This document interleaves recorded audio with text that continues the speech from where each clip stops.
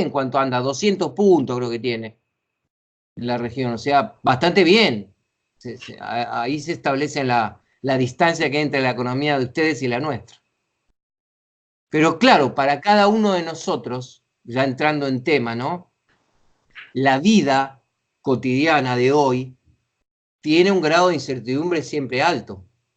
Es decir, las ciudades, hay permanentes cambios, ninguna economía está del todo sólida, y bueno, y como hemos tocado acá, y ahora justo estamos en esa competencia, siempre hay un poquito de ansiedad, de estrés e incluso de temor de qué va a ocurrir mañana, dentro de un mes y dentro de un año.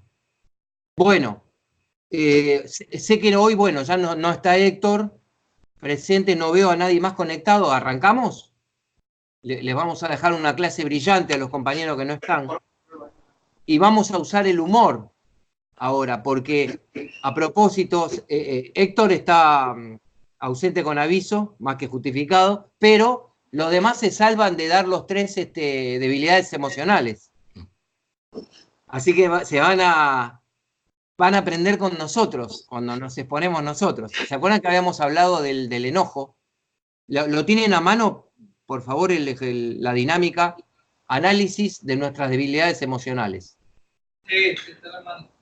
Bueno, ¿se acuerdan que habíamos dicho que íbamos a tocar un poquito el tema de que el enojo, habíamos visto que puede llegar a convertirse en odio?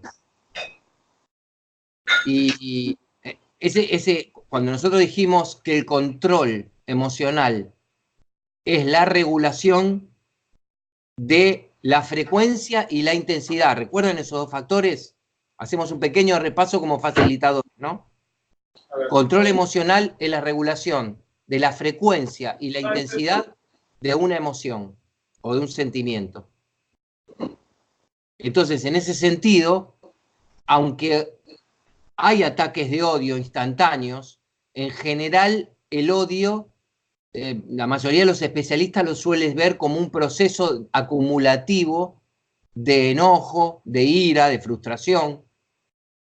Les pongo un ejemplo. El otro día viendo en YouTube una película sobre la Revolución Francesa, que de paso se las recomiendo, creo que se llama así, La Revolución Francesa, es muy interesante, está en dos partes, es bastante larga. En un momento, uno de los parlamentarios de la época le dice al rey, para que tome conciencia de lo que se venía, recordemos que después de la Revolución Francesa no solo decapitaron al rey, y se convirtió en revolución con libertad, igualdad y fraternidad, sino que hubo una época del terror.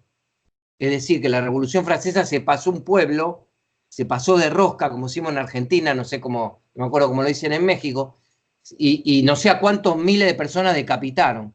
Pero yendo a la escena que les comentaba del odio y de la ira, en un momento el parlamentario le dice al rey, Luis XVI, la ira de ira, ¿no? De enojo, del pueblo francés está justificada. Miren qué interesante. Casi podríamos decir, hay iras que son razonables, que están justificadas. ¿Quién más quiere ahondar un poquito en esto? Porque si nosotros, cuidado, si nosotros ¿se acuerdan que ya varias veces tocamos el punto? Sería genial un mundo sin odio. Queremos tachar una palabra que suena inquietante y muchas veces trae problemas muy graves. Pero si vamos por la contraria, eliminamos para siempre el odio. ¿Quién me dice con qué problema podemos tropezar el día de mañana? Vamos a hacer un poquito de ficción humorística, como los escritores que generan novelas o cuentos donde pasan cosas raras. A partir de mañana nadie puede odiar en la Tierra. Ahora, ¿qué problema paradójico ¿con qué problema paradójico nos podremos encontrar? A ver, Rubén, ¿qué se te ocurre? Se iba a suicidar Donald Trump y no puede odiar. ¿Cómo?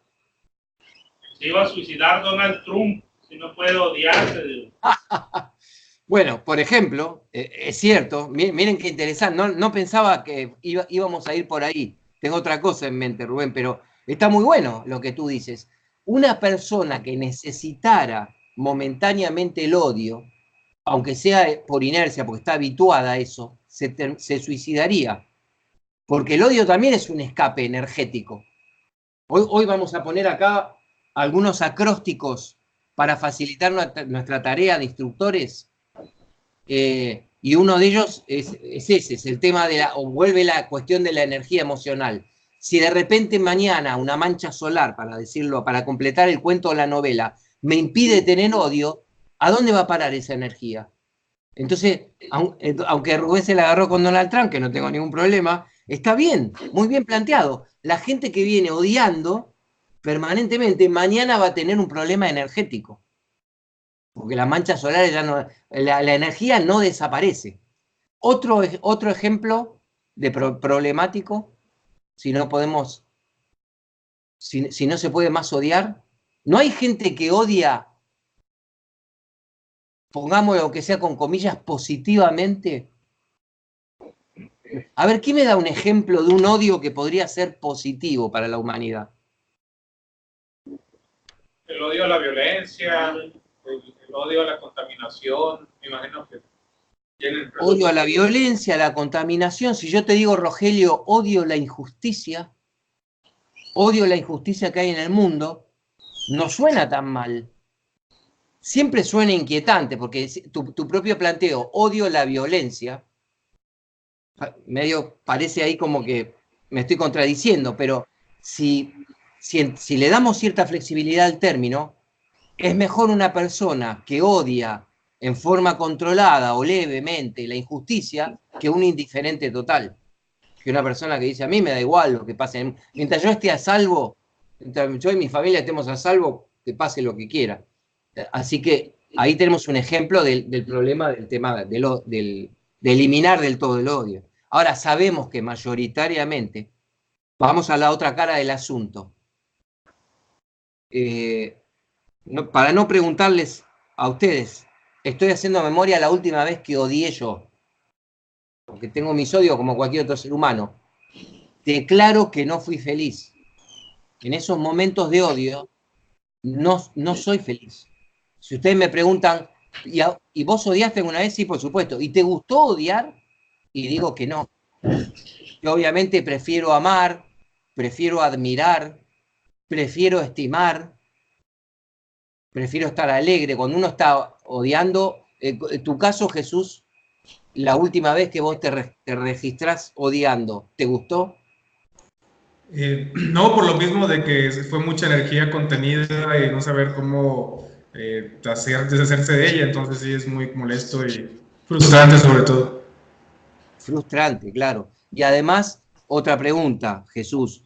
¿El odio, qué crees? ¿Que no tiene consecuencias físicas o sí tiene consecuencias físicas? Sí, el odio, pues sí, al ser una acumulación de enojo, sí tiene consecuencias físicas al no poder, como se dice, es alejarte de él o sacarlo, como se dice, puede traerte daños físicos y psicológicos, sobre todo en las, sí, sobre todo lo cardiovascular, eso es lo que siempre va ligado a las emociones. Claro, aún el odio positivo, retomando lo de Rogelio, odio la violencia, odio la injusticia, si el odio se sostiene en el tiempo, aún las personas justas que odian la injusticia terminan pagando un precio en salud.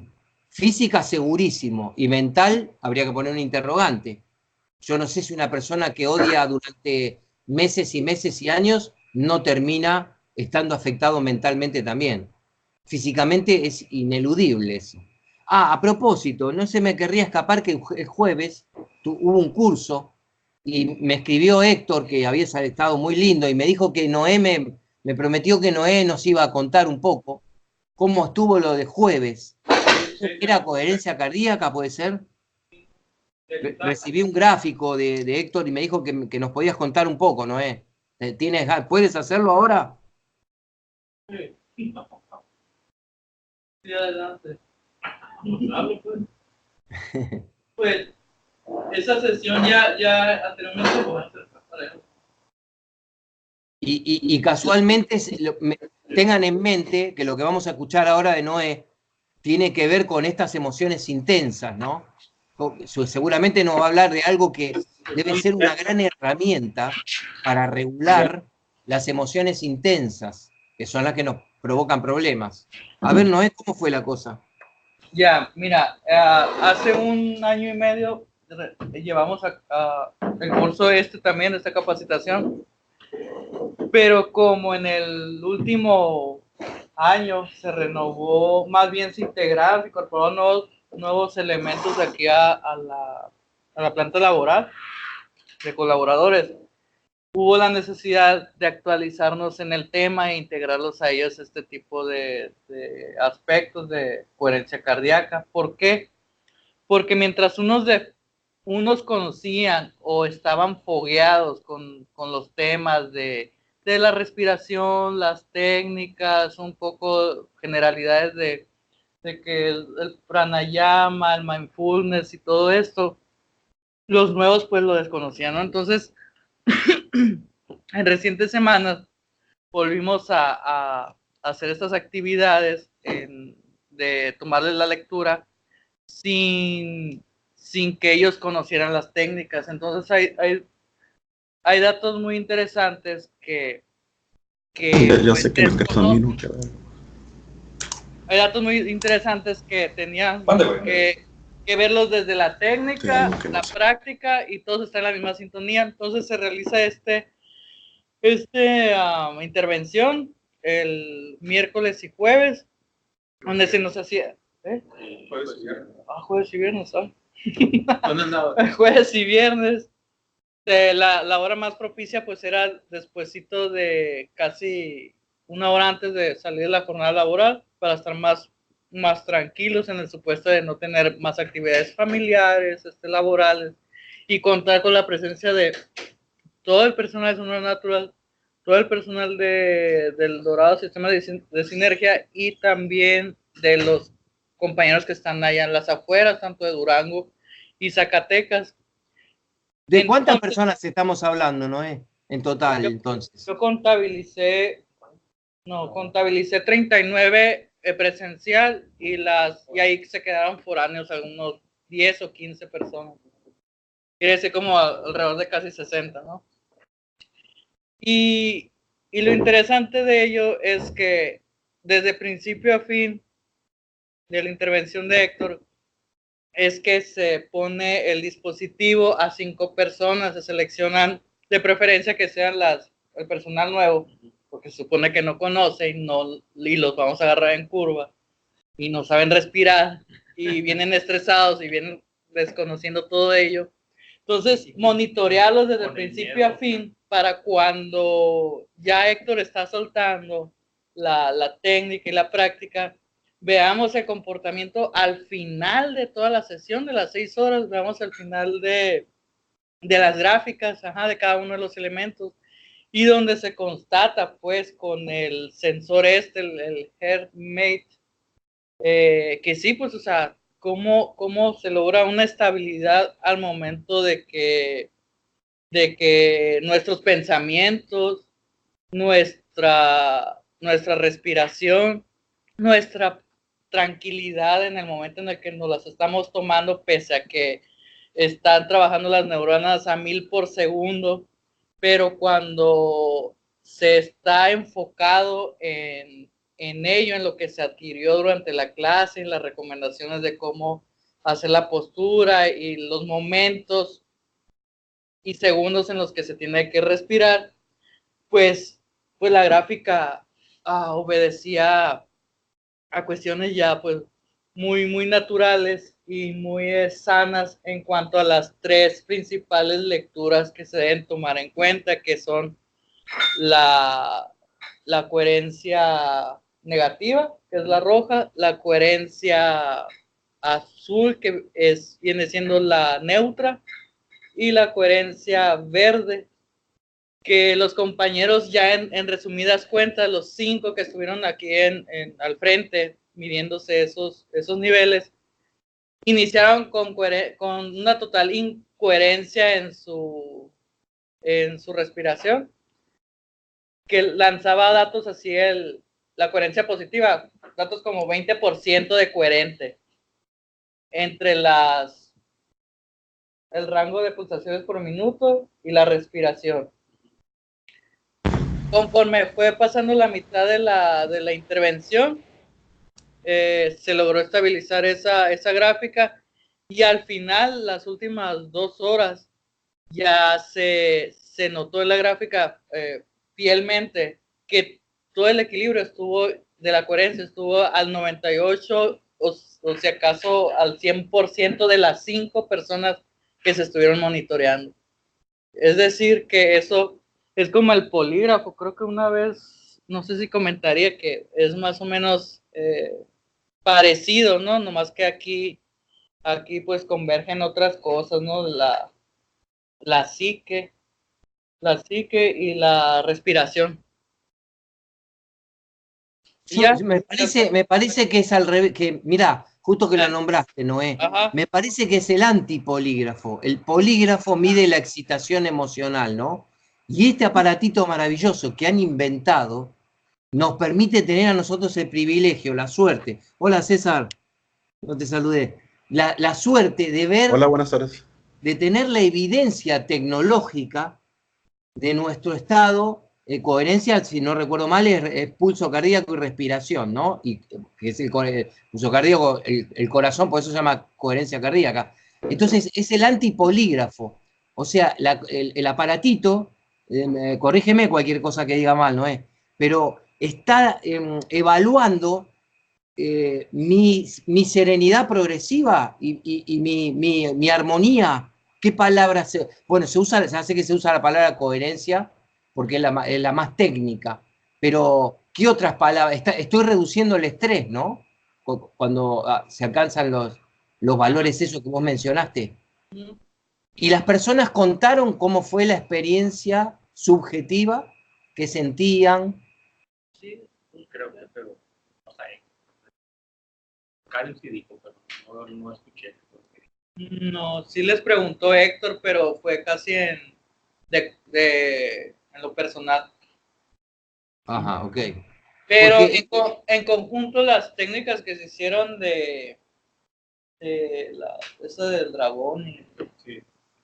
Bueno, la respiración que se llama mindfulness y el yoga en silla. Ok, cuando se hizo el yoga en silla, que era el más sencillo, pero que requiere de mucho esfuerzo físico y respiración y concentración, al final sí les preguntó Héctor en cada término de cada ejercicio, pues coincidían mucho en que se sentían más libres, ligeros, muy pocos creo que tú dijiste que más pesadez, ¿no? No pude cuando fue la de fuego, no. Ok, tú no pudiste, pero en sí en lo general era de que uno mismo se encuentra o se quita ese chip de lo que trae externamente y logra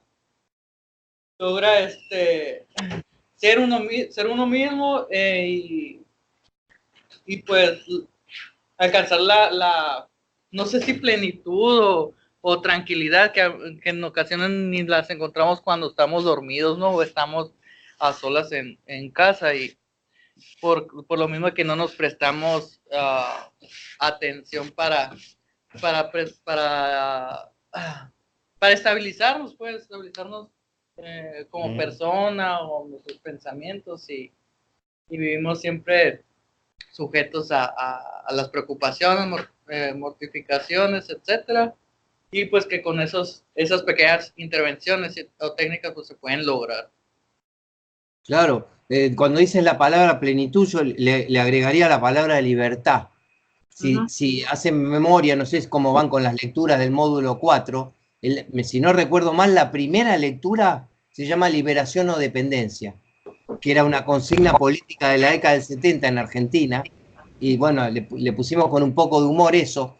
Liberación o dependencia significaría, soy libre para regular hasta cierto punto mis estados emocionales, o soy dependiente de los vaivenes a los que me someten mis emociones. Porque ese es el quid de la cuestión, ¿no? Si no tengo ninguna libertad para regular, estoy en problemas. Aparte de que mucha gente puede decir, Abel es medio intratable, grita, se enoja, se pone mal. Aparte de eso, estoy empezando a dañar mi salud física y algún día puedo terminar con la salud mental dañada. Entonces, bienaventurado, digamos, las técnicas estas que está difundiendo Héctor y otras personas, que tienen, además porque es muy curioso, ¿no? Pero la respiración, justo coherencia cardíaca, es la técnica, miren qué interesante esto que se me ocurre ahora, la más vieja y la más nueva al mismo tiempo de las herramientas que está redescubriendo el ser humano. La más vieja porque los yogis son 3000 años para atrás, pero el aparatito que puede leer la coherencia cardíaca en un ser humano es de última generación. Ya les contaré yo un poco el tema de que hay un profesional que se llama John Gottman, después me lo recuerda en este punto, ahora no sé dónde tengo el marcador negro. John Gottman, a ver si se ve, se ve, ¿no? John Gottman con doble T, es el especialista más importante que hay en parejas en el mundo, y yo creo que ya les hablé una vez de él, acá encontré el marcador, y él ha hecho experimentos con parejas antes de que existiera el aparatito, y llegó a las mismas conclusiones que la gente de coherencia cardíaca, pero le agregó un matiz psicológico, que ya lo vamos a conversar. ¿Quién me hace de colaborador de ayuda a memoria?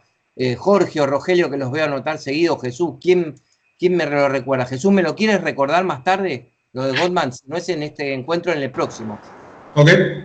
Para hablar de, si te quieres anotar, si te lo quieres anotar, la experiencia de volverse concreto, se llama el ítem, que descubrió Gottman. ¿Qué nos pasa cuando perdemos coherencia cardíaca? ¿Qué nos pasa cuando el pulso cardíaco trepa más de 10 latidos por minuto de la media que tiene cada uno de nosotros?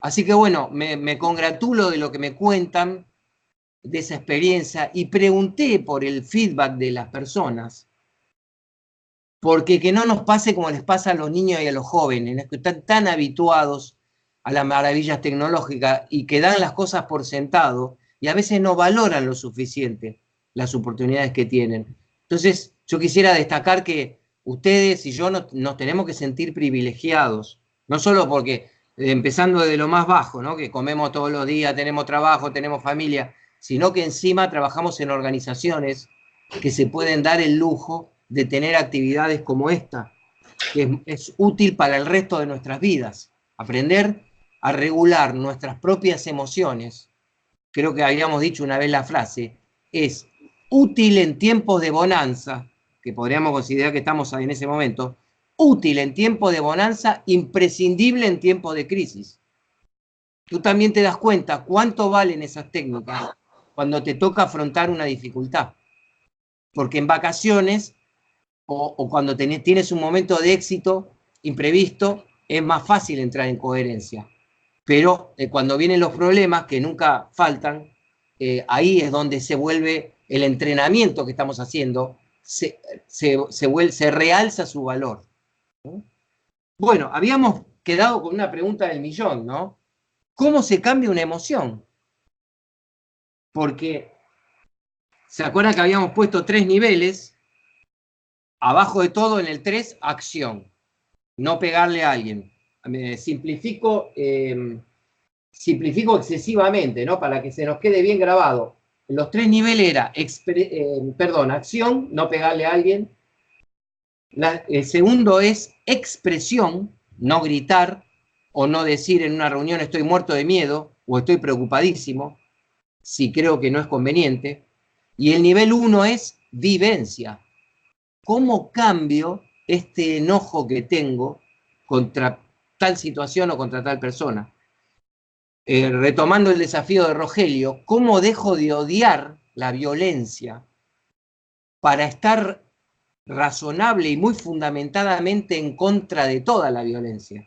Porque si no, si yo odio la violencia, puedo caer en la contradicción de que me digan, jaja, vos odiás la violencia, pero lo decís de una manera que se te nota que proyectás, o sea que vos contenés violencia. Entonces, ¿cómo se hace? La pregunta del millón era, ¿cómo se hace para pasar de una emoción que suponemos que es conveniente, para no usar la palabra positiva que era riesgosa, que ya habíamos tropezado con eso? ¿Cómo hago para pasar de una emoción que no me está sirviendo en este momento, no porque es negativa, no me está sirviendo en este momento? ¿Recuerdan? Voy a un velorio, no puedo estar alegre, no importa cuál sea la emoción. No es coherente, para seguir lo de coherencia cardíaca, no es coherente con la situación. ¿Cómo la cambio? Algunos autores dicen que hay que usar la voluntad. No te deprimas, no te enojes, no te asustes. Sí, pero ¿podrá la voluntad, que es racional, manejar energías emocionales? Otros especialistas, creo que con más argumentos, dicen, no es el mejor camino la voluntad. La voluntad es una ayuda, pero... Y terminan dando este tip que por ahora lo anotamos, ¿no? Y después lo vamos a practicar. ¿Cómo se cambia una emoción con otra emoción? Miren qué contundente y qué fácil esto. Fácil de decir, todavía no sabemos cómo. Pero cómo se cambia una emoción, se cambia con otra emoción.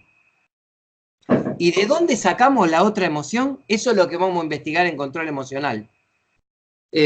Para poner un poquito de foco, ¿no? Por ejemplo, hay autores que te dicen que hay un triángulo de dificultades en la vida con respecto a las emociones, ¿no? Arman un triángulo.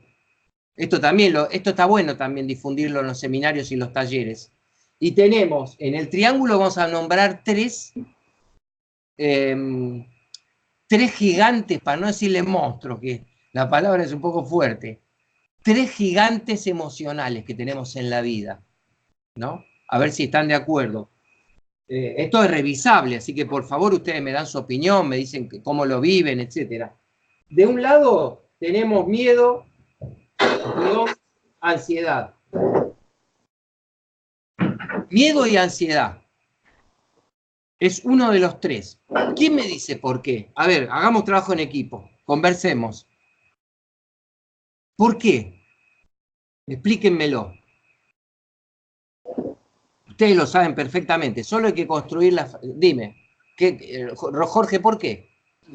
Mucho miedo o la acumulación de miedo pues nos puede llevar a constantemente estar ansiosos, de creer que nos vamos a caer o que nos vamos a lastimar o que no me quiere o que me quiere mucho. Entonces sí, como que sí está muy relacionado, ¿no? Que el miedo nos lleva pues a la ansiedad y posiblemente la ansiedad genera nuevos miedos. Claro. Está bien, reformulo y reformulo para que me expliques más.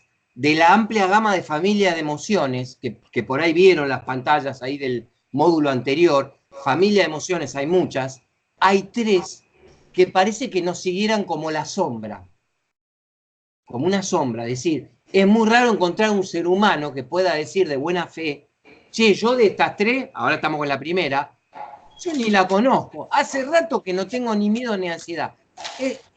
No me digan que no es un poco ya difícil de creerle a una persona que te diga eso. Entonces la pregunta es, Jorge, ¿por qué? ¿Por qué es tan fácil tener miedo o ansiedad en la vida cotidiana? Pues más que nada miedo, ¿no? Porque pues es algo ya inherente de los humanos. Grabado en nuestros genes. Sí, está grabado en nuestros genes, como platicamos en los módulos anteriores, pues es lo que nos ayudaba a decir corro para sobrevivir o peleo también para sobrevivir o para defender, ¿no? Entonces eso ya viene ya de nosotros, pero pues tristemente los seres humanos modernos parece que pues, nos preocupamos demasiado o nos fijamos, algunos humanos, ¿no? O nos fijamos demasiado en esos miedos que muchas veces pues, están solo en nuestra mente, ¿no? Sí, ahora me parece que, voy a discrepar un poquito contigo, me parece que como que la ansiedad no te pareció tan importante. No supe cómo relacionarla con el miedo nada más. A ver, y había levantado la mano Noé. ¿Quién quiere relacionar miedo con ansiedad? Como un paquete que está... Lo que sí tú dijiste muy bien, Jorge, es que es muy fácil pasar de la ansiedad al miedo. ¿Te entendí bien eso que dijiste? Bueno, y ahora ¿quién me explica por qué de base, cada día que nos levantamos, puede haber una dosis de ansiedad que nos sigue como una sombra? Noé, ¿tu experiencia? Porque nos está descrito lo siguiente, o sea, estamos pensando a futuro y estamos viendo diferentes aristas y no logramos concretar nada. ¿Por qué? Porque el futuro todavía no está en ese momento. Exacto, o sea, lo que nos dice Noé es que el ser humano tiene un don maravilloso que no tienen los animales, que es proyectarse hacia el futuro. Pensar, ¿y mañana qué voy a hacer? Mañana tengo que salir a cazar, mañana tengo que ir al trabajo. Saltamos miles de años, pero es así. Mañana hay que hacer algo y el ser humano se puede proyectar con ese algo. ¿Saben una forma radical, pero pagando un costo altísimo, que no es nunca recomendable, de eliminar la ansiedad? Drogarse. Vos te drogás, empezás a alucinar en colores, como decimos en Argentina, en los porteños, empezás a ver visiones, o te quedás dormido de una sobredosis de marihuana. Claro, se suspendió la ansiedad.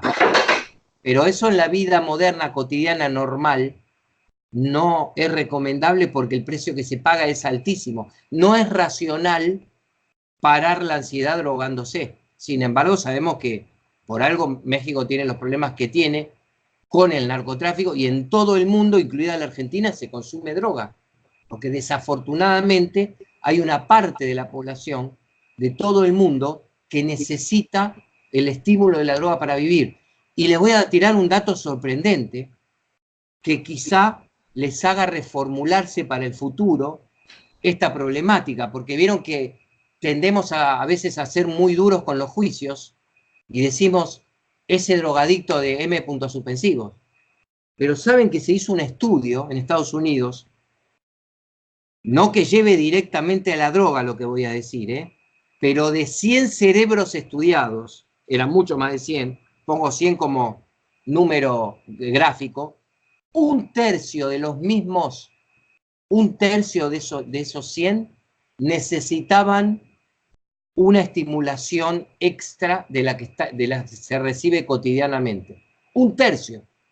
Quiere decir que de cada 10 cerebros, de cada 100 cerebros, 3 o 33 podrían tener picos de ansiedad que los lleven al alcoholismo, a la droga, a distintos tipos de adicciones. Entonces, esto es para tener en cuenta que hay muchas herramientas para eludir estos caminos, pero también para ser respetuosos y cuidadosos cuando emitimos juicios. 1 de cada 3 cerebros puede necesitar. ¿Qué pasa? Si yo tengo en mi caso, yo tengo una base genética de ansiedad en mi personalidad, pero por ejemplo no fumo, no bebo, no tengo ningún problema importante, lo cual me podría inclinar a prejuzgar que las personas que sí lo tienen, entonces es porque son defectuosas. No, me tocó la lotería genética de no estar en ese tercio, estoy en el otro 2 tercios. Ahora, no es que no tengo ansiedad y miedo, simplemente no necesito el estímulo de la droga o el del alcohol, que es para reducir la ansiedad, pero está. Entonces, todos de acuerdo, ¿no? Que esto nos sigue como una sombra todos los días. Uno de los 3 gigantes para ejercer el control, porque esto, ¿por qué lo estamos viendo? Porque vamos en el triángulo, de estos 3 gigantes, son las 3 vertientes emocionales más difíciles de controlar. Te dan una mala noticia y la ansiedad se dispara. Lo que dijimos de la bolsa de ayer de Argentina, pánico en la bolsa argentina, titulaban algunos diarios del mundo, pánico en la bolsa argentina. Así reaccionan los mercados financieros, dicho sea de paso, ¿no? Tiene muchísimo de psicológico, aunque está basado en números. El segundo es con el que arrancamos hoy, enojo, y si quieren le ponemos frustración. Es como una familia pequeña, pero importante. El enojo es otro de los lados del triángulo. Dicho entre paréntesis, el triángulo se saca de la psicoterapia.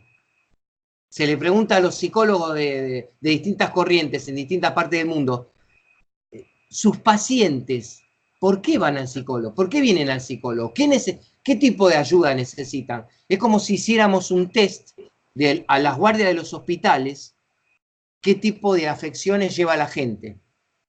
Supongamos que fuera una competencia entre alcoholismo, sobrepeso, diabetes, hipertensión, que esto las abarcan todo, el triángulo está ahí listo para todo provocar hipertensión, ¿no? Entonces, ¿quién me explica por qué enojo y frustración?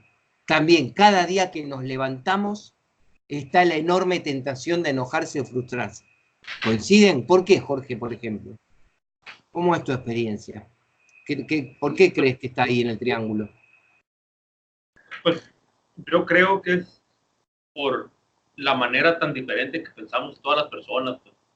Yo puedo creer algo normal y posiblemente Rogelio no lo piensa así.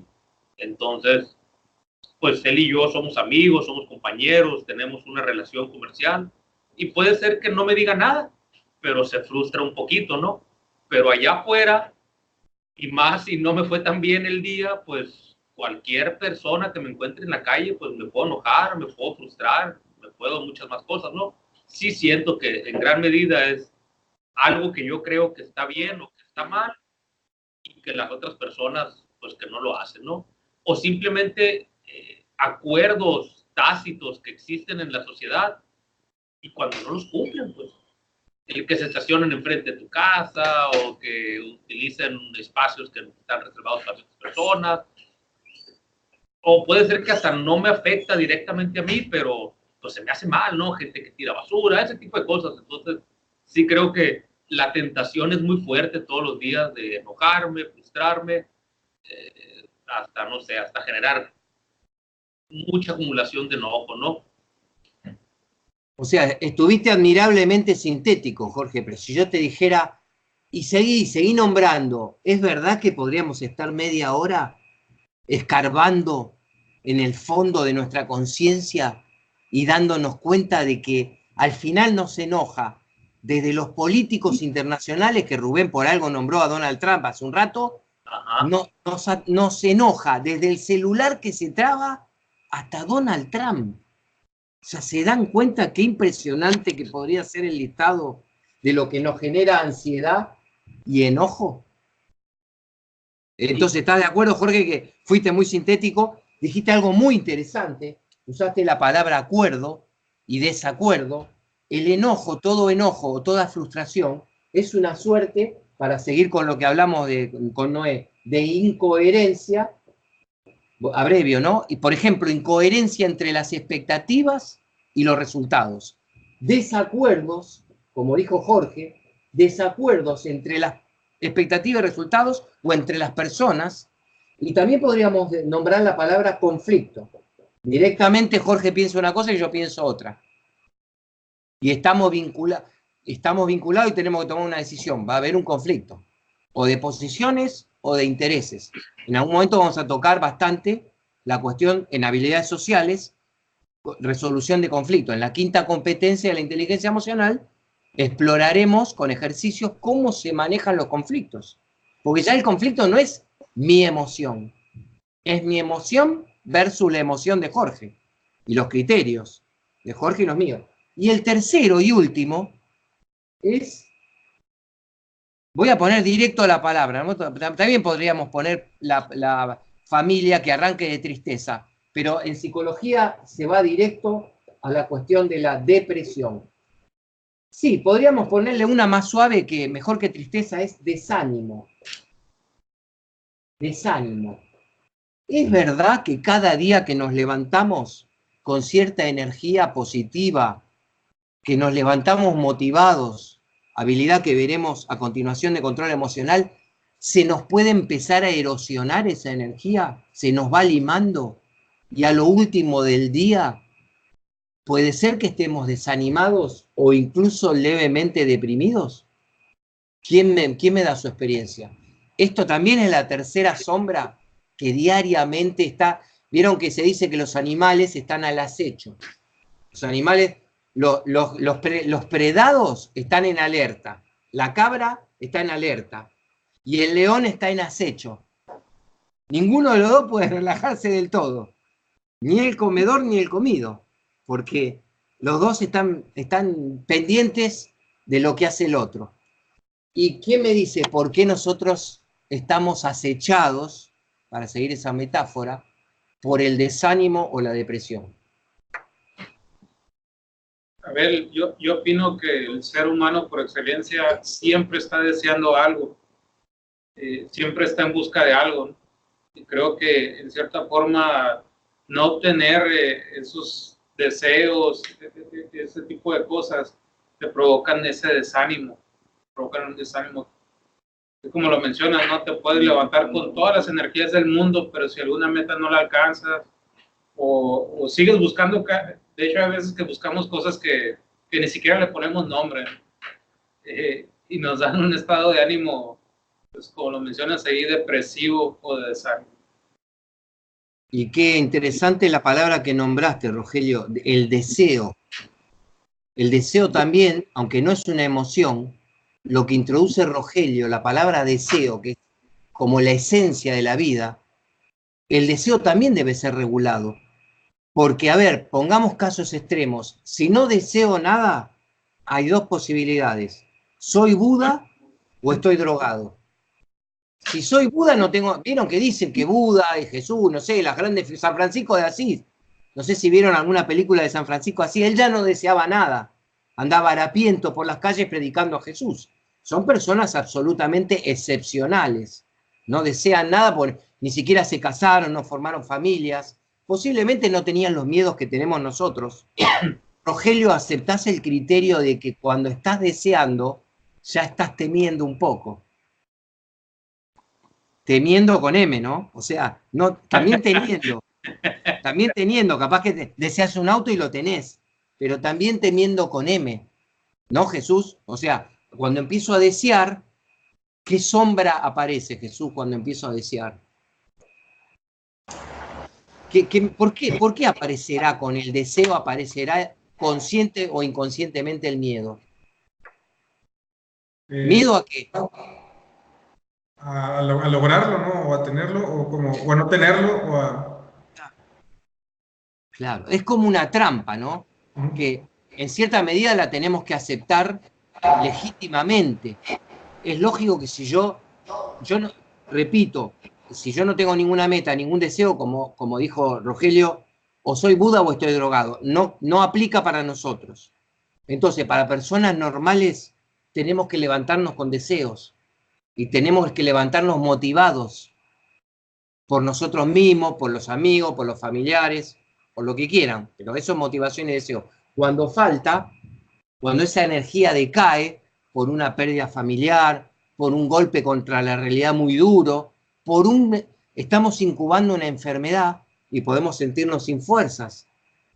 ¿Cuántas veces no les pasa a ustedes que no duermen bien o están incubando una gripe? A mí me ha pasado ya muchas veces y lo he registrado, y ese día no tengo ganas de nada. Lo que ayer tenía mucho sentido, mañana me voy a devorar este libro, que es lo que más me gusta hacer en la vida, leer. Al otro día no tenía ganas ni de abrirlo. ¿Pero por qué? Porque ya estaba incubando una gripe o algo parecido y ya el cuerpo tiene que estar disponible, tiene que estar armónico. Por eso vuelve la importancia de coherencia cardíaca, ¿no?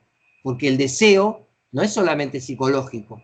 Tú deseas cuando estás sano, cuando ya estás enfermo, sobre todo con una enfermedad importante, disfuncional, todo ese sistema se altera. Entonces, la coherencia cardíaca de la que nos habló Noé es la mejor medicina preventiva que podemos hacer de jóvenes. Ustedes tienen esa oportunidad extraordinaria. Yo la tuve a los 40 y mi hijo la tiene a los 20. O sea, son beneficios que van, igual que lo tecnológico, se va recibiendo la humanidad cada vez más temprano. No todo el mundo le da importancia, no todo el mundo la aprovecha. Nosotros estamos aquí para concientizarnos de la bendición, como diría Héctor, que creo que es una palabra acertada, de tener esta posibilidad. Bueno, entonces, visto este triángulo, entonces están de acuerdo con el mismo, están de acuerdo que estos son los tres grandes gigantes contra los que el control, porque si no, si yo digo, controlá un poquito, Ah, otra cosa. ¿Vieron que ansiedad, ya que la nombró Jorge, que fue el primero que la nombró? Jorge, ¿viste que se usa, qué palabra extraña, ansiedad? Porque yo puedo decir, estoy ansioso por una reunión del lunes en el trabajo, tengo miedo de que me puedan despedir, y eso ya me genera ansiedad. Y también puedo decir, estoy ansioso porque llegue el domingo para ver el partido. ¿Es verdad o no es verdad que usamos así el lenguaje? Entonces, no hemos hablado de esa... ¿Qué pasa con la ansiedad? Tiene como un doble cariz, ¿no?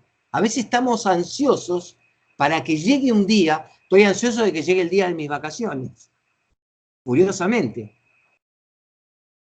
Entonces, ¿qué? ¿Lo llamamos ansiedad positiva? ¿Qué hacemos con ese tipo de ansiedad? ¿Cómo lo ven ustedes? Porque acá no está la Biblia con los 10 mandamientos. Estamos construyendo términos, discutiendo entre nosotros, proponiendo.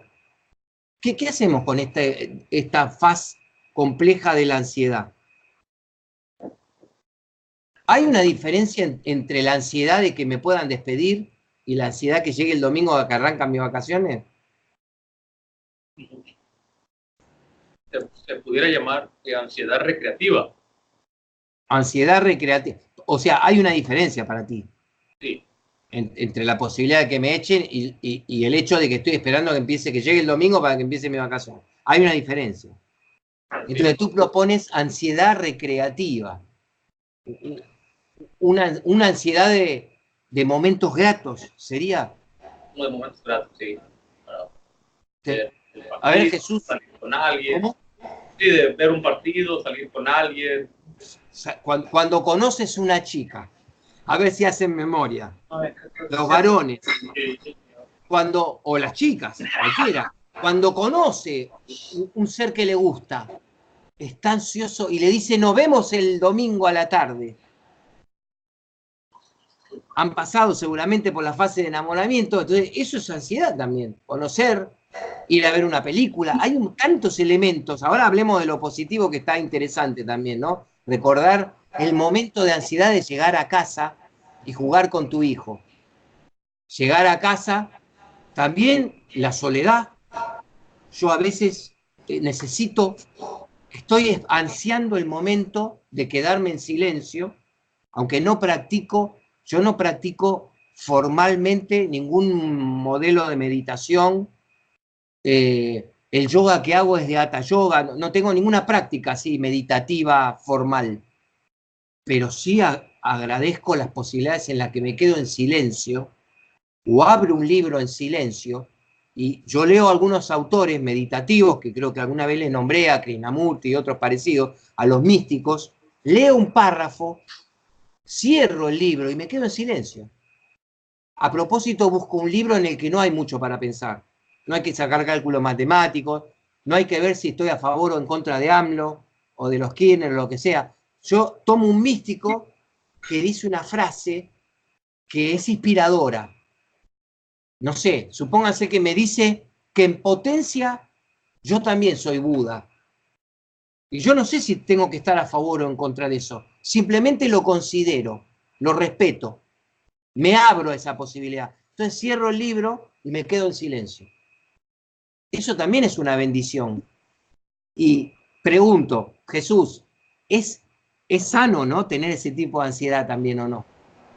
Sí, así es. Bueno, yo de qué iba a hablar es que la ansiedad, sea buena o sea mala, siempre tiene las mismas características físicas de taquicardia, sudoración, estar constante pensamiento en ese evento. Entonces, lo que varía más que nada es el enfoque que uno le da al momento, al motivo que la está generando.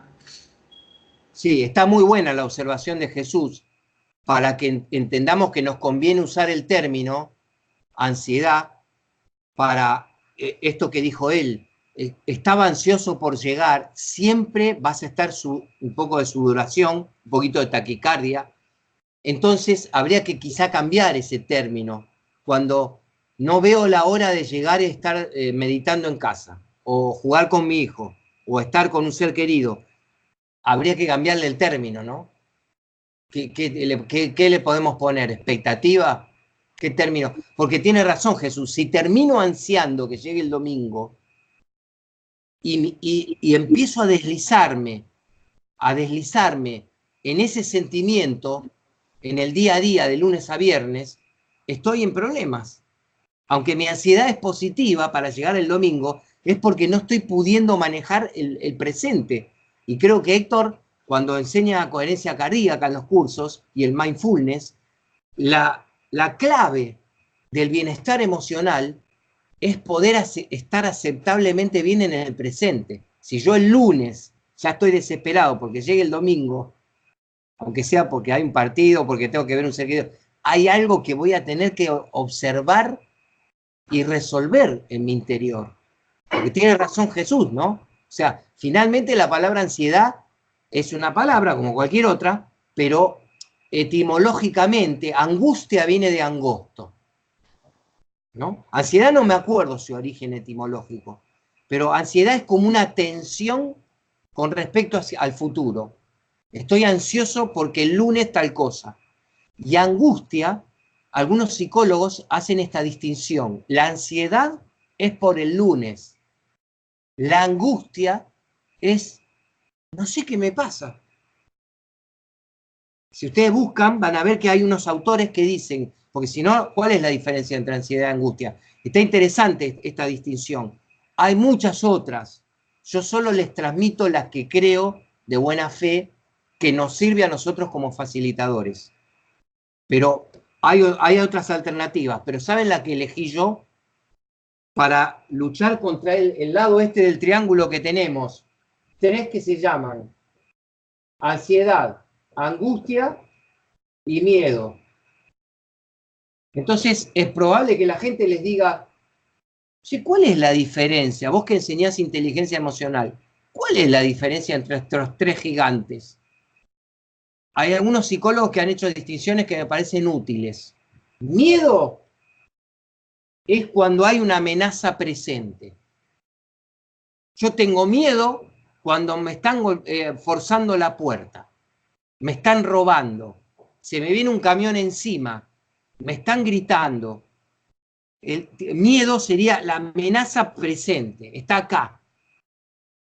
A veces, cuidado, que puede ser imaginada. Ya me veo echado el lunes, pero la estoy sintiendo ahora. Entonces, la amenaza presente, en estado de lucidez, generalmente va a ser la amenaza presente.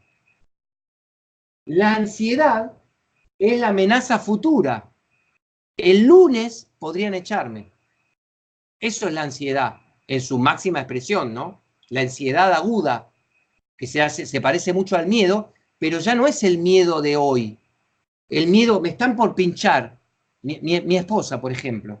Mi esposa es fóbica a toda la medicina, no a la medicina en sí, a todos los procedimientos médicos y odontológicos.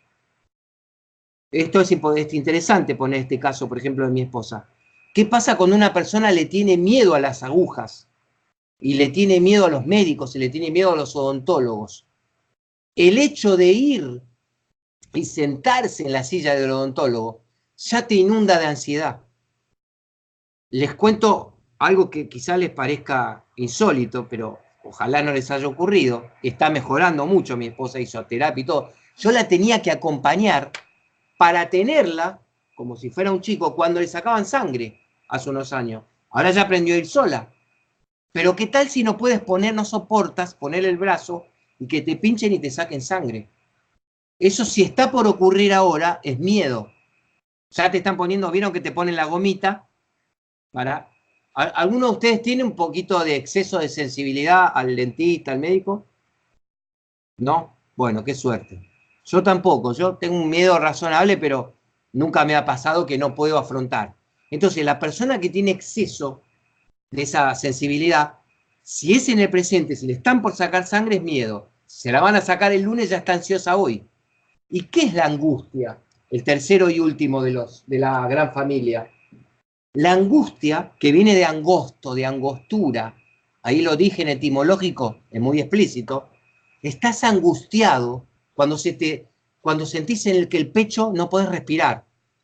vuelve el valor de disciplinas como la coherencia cardíaca o la respiración completa de la que nos habló Héctor la semana pasada. Cuando vos estás angustiado por algo general que no sabés ni siquiera precisar, ahora vamos a decir que hay angustias más catalogables y otras que no, lo primero que se te altera es la respiración. Por eso viene la palabra angustia.